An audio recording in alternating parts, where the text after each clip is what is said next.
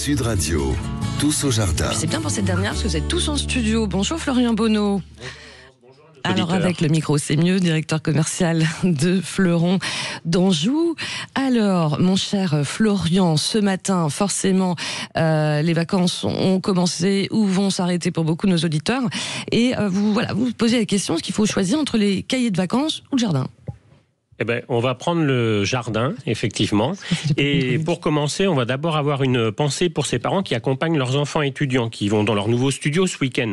Ils vont démarrer des études ici à Narbonne, à Montpellier, à Bordeaux, en licence de lettres peut-être, ou en anthropologie.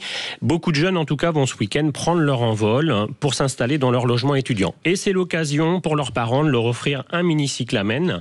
La variété absolue en particulier, on en a un avec nous en studio ce matin. Oui. Il est très agréable. Ça ressemble à quoi en fait ? Il ressemble à une plante qui érige ses fleurs comme ça. La fleur est dressée, retournée à l'envers avec une jolie crête rose pour le distinguer, et il a surtout un doux parfum floral. D'accord. Alors nos étudiants, on leur mettra une plante succulente également pour qu'ils restent en contact avec la nature, et je propose qu'on récupère un cache-pot céramique orange tangerine pour écouter Taylor Swift. Allez, je vous arrête 2 secondes et demie parce que Florian, il a quand même un don d'improvisation incroyable. En fait, je m'étais un petit peu trompée de lancement et c'était la chronique du week-end de je sais plus quand.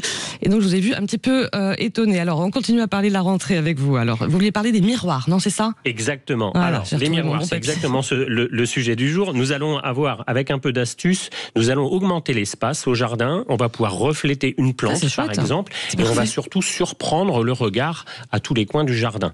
Par exemple, nous allons pouvoir créer une association visuelle en renvoyant l'image d'une plante qui a été travaillée en taupière, un olivier par exemple taillé en nuage, ou un arbre qui est remarquable.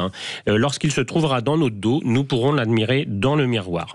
Sur des axes de passage, ce que je vous propose, vous qui nous écoutez ce matin, c'est de mettre un miroir sur la terrasse par exemple, et qui va permettre de renvoyer un mouvement inattendu. Imaginez, vous y êtes en terrasse, les enfants jouent, ils sont hors de votre vue, et leurs mouvements les font apparaître dans ce miroir. Le jardin prend vie différemment et devient interactif.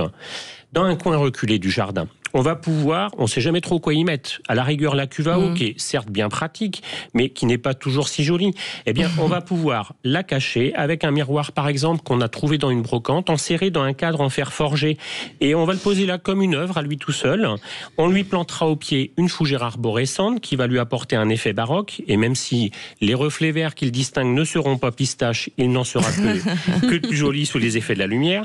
Des Craspédias, ces fleurs jaunes, les fleurs rondes sont jaunes, elles ressemblent à des mini-balles de golf pendant tout l'été, c'est agréable. Et puis un Ficinia Ice Crystal. Alors lui, je l'adore. C'est une plante vivace. Ses feuilles ont une frisure sur le bord du limbe. Elles sont d'un vert tendre avec une bordure blanche et ça donne l'illusion que la plante est gelée toute l'année, givrée comme un verre de cocktail qu'on en aurait passé au congélateur.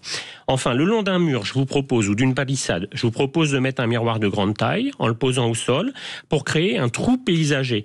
Et ainsi, nous allons donner l'illusion que le jardin se prolonge au-delà de ce miroir. Je vois en tout cas, Sandrine, ça vous inspire beaucoup cette histoire de... Il est parfait parce qu'en fait, il a dévoilé tous nos sujets qui va sortir en kiosque justement dans le magazine avec l'effet miroir. Et il me manquait juste son expertise sur toutes les plantes. Il faut absolument que vous associez. Il nous reste une petite minute 30, mon cher Florian. Mais du coup, c'est pas une histoire nouvelle, cette histoire de miroir dans les jardins, en fait. On se dit, tiens, les grands jardins comme Versailles, ça se faisait, non ? Exactement. Oui. Vous avez raison, Laurence. L'utilisation des grands bassins dans les jardins était aussi une façon de jouer avec la lumière et les reflets du ciel, notamment. Alors, nous pouvons aussi installer un bassin. Évidemment, on va l'adapter, la dimension du bassin, à la taille de notre jardin. Et on va profiter, autour de ce bassin, d'installer des ajugas. Les ajugas, c'est une petite plante tapissante qui est très, très résistante et qui apporte un bleu profond au printemps. Et pour peu que l'on soit inspiré, on fera un bassin avec des formes courbes. Si on préfère un jardin plus moderne, on va faire ce que l'on appelle une piscine miroir. Il n'y aura pas de margelle, on sera à fleur du sol et cette pièce d'eau va se confondre justement avec le sol pour créer un superbe effet qui reflète la végétation alentour et le ciel.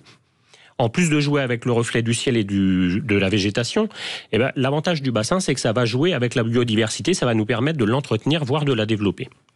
C'est un vrai poète avec vous. Notre jardin de la rentrée va prendre d'autres lumières. Vous nous rappelez cette petite chose avec laquelle vous êtes venu là ? Un mini cyclamen, la variété absolue avec son parfum inégalable. On va sentir ça dans quelques instants.